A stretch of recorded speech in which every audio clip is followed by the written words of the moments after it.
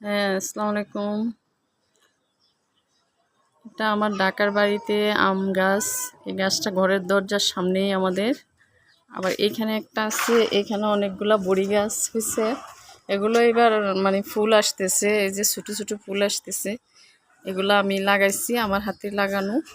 আবার এখানে একটা আছে, এই যে এখানে একটা বড়ি গাছ, এখানে একটা পেয়ারা গাছ হয়েছে, অনেক সুন্দর। এগুলো আমি খুব যত্ন করি প্রতিদিনই।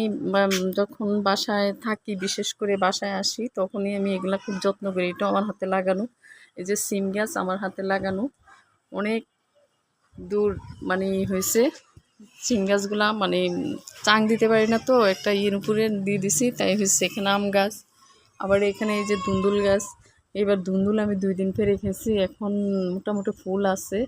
আবার এইদিকে আরেকটা পেয়ারা গাছ লাগাইছি, এটাও মোটামুটি বড় হয়েছে। এবার এখনও ফুল আসে নাই। ইনশাল্লাহ মনে হয় এই বছর না হলেও সামনে ইনশাল্লাহ আমি পেয়ারা খেতে পারবো। আবার এইখান দিয়া ওই যে কী কয় যে আমার অনেকগুলা কলা গাছ, এই যে কলা গাছে থুর আসছে। এগুলা সবগুলোই আনাজি কলা। আবার ওইদিকে একটা কলা গেছে আমার থুর আসছে, ওইখানে ওইটা কলা ধরছে। ওই যে ওইটা কলা দেখা যায়, ওইটা ওই পাশেরটা কলা দেখা যায়। ইনশাল্লাহ এটা আমরা এখনো বাড়ি করি নাই, এটা ভবিষ্যতে হয়তো দেখি, যদি টাকা হয় তাহলে এটা আমরা 10 তলা ফাউন্ডেশন দিয়ে করবো ইনশাল্লাহ। আর এখন আমাদের তো কাজ ধরার ইচ্ছা নেই। আর আমি এগুলোর মধ্যে টুকটাক গাছ টাছ লাগাই, ওগুলা থেকেই ওই ওই আম গাছটা থেকে এবছর অনেক আম খাইছি আমরা। তারপরে কলা গাছে অনেক কলা খাইছি। এখন আবার এগুলা যা হয়েছে সব আনাজি কলা। আবার ওইখানে আরেকটা গাছ খুব দূরে দেখা যায়, কালকে বৃষ্টি হয়েছে তো পানি, ওইটাও ওই যে আনাজিগুলা সরি ওইটাও বড় হয়েছে।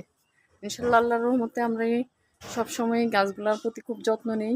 বাসায় যখনই থাকি তখনই করি, আবার সব সময় দেখাশোনা করি। ইনশাল্লাহ আল্লাহর রহমতে আমি এই যে অনেক আম গাছ, আম খাওয়ার পরে আম বিচিগুলো ফালানোর পরে অনেক আম গাছ হয়েছে। এই এখানে আম গাছ, আবার এখানে যে মাছালু না কি জানি কয়, ওইটা অনেক বড় হয়েছে, পিতুর দিয়া হয়ে গেছে। তো এটা আমার টুকলু বাবা মিঠু, ওরে আমি খুব আদর করি। ও সব বুঝে, যত কথা বলি ও সব বুঝে। ওরা যখনই কথা বলি সে বুঝে। যদি বলি বাবা এদিকে আসো, আসে। ও ছেলে, ওর জন্য একটা বউ দেখতেছি, বউ পেলে বিয়ে করে দিব। কারণ সবসময় আমার খুব জ্বালাতন করে, ছোটো বাচ্চার মতো, খুব বায়না তার। সকাল হলে আজান দিলে ঘুমাইতে দেয় না, খুব ডাকাডাকি করে, মা মা করে। আর সারাক্ষণ আমার সাথে থাকে, কোথাও যাবে না। আমি যখন শুয়ে পড়ি তখন আমার সাথে সাথে সাথে শুয়ে পড়ে।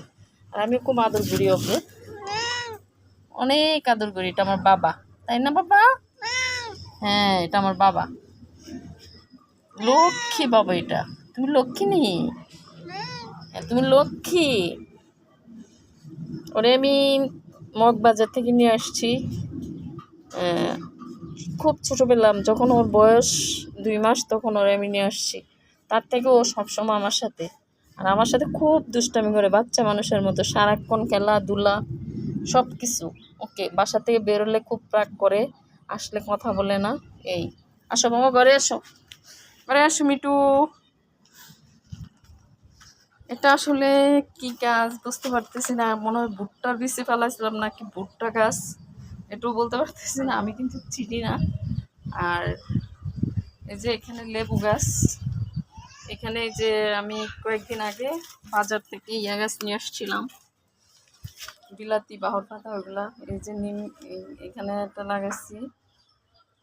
আবার এখানে একটা আম গাছ হয়েছে। ইনশাল্লাহ আল্লাহর রহমতে আমি টুকটাক যা গাছ লাগে আমার খাওয়া, যখন খুব কখনো বাজারে যেতে ইচ্ছা করে না, তখন টুকটাক, যেমন 2টা শাক পারি, সিম পারি। ছাদের মধ্যে অনেক সিম গাছ হয়েছে আমার।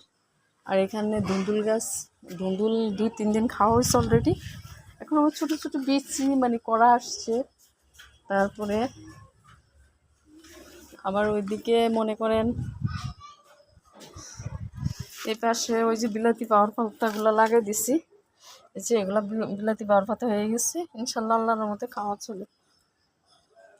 টুকটাক খাওয়া চলে, ভর্তা খাইতে পারি। এই যে এখানে একটা লেচু গাছ দিছি, খাইলা ফালাইছি, লেচু গাছ হয়ে গেছে ইনশাল্লাহ আল্লাহর রহমতে।